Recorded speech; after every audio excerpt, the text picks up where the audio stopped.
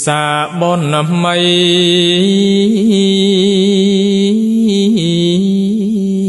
គូឲ្យជ្រះថ្លា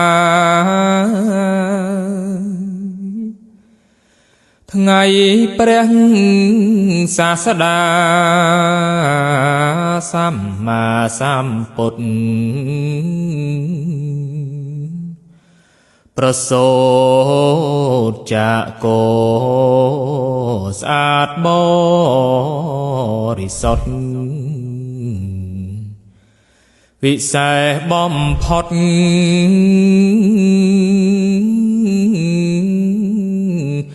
នៅក្នុងលោកកា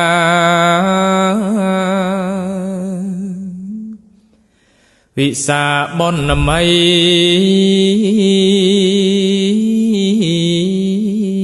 ថ្ងៃទ្រង់ត្រាស់ដឹងដែលទ្រង់រំពឹងបច្ចញ្យាកាបច្ចោ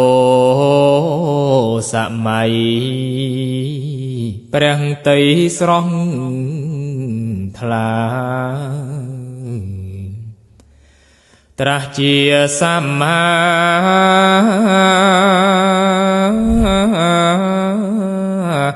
សម្ពុទ្ធក្នុងលោកវិសាបនម័យ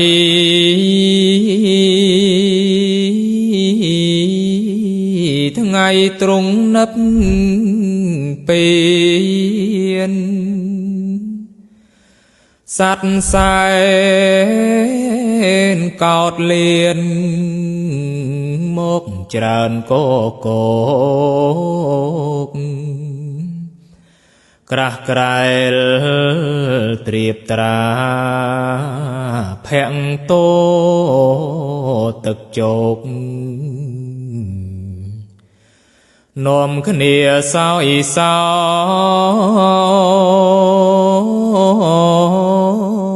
កស្ដាយព្រះសង្ឃស្ដា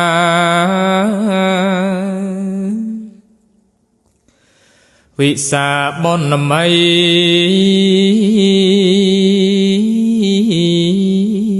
ថ្ងៃព្រះទ្រង់ត្រាស់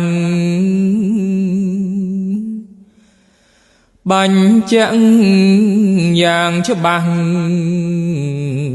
បច្ឆមវិចាថាកុំប្រមាទរៀងរាល់រូបបានចម្រើនបញ្ញា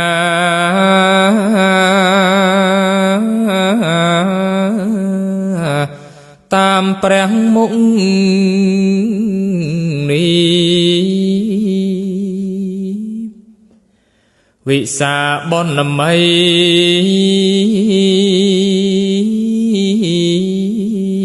មានន័យខ្លាំងណាស់បរិស័ទ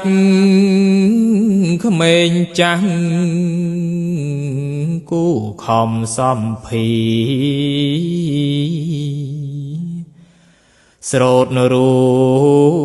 តស្រស់ស្រួលស្ដាប់ព្រះ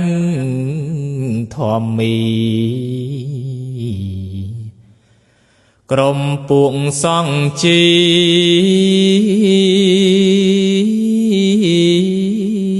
បានពោលសំ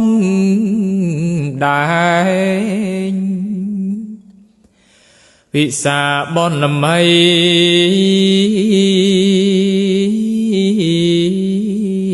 កំចាត់ងងឹត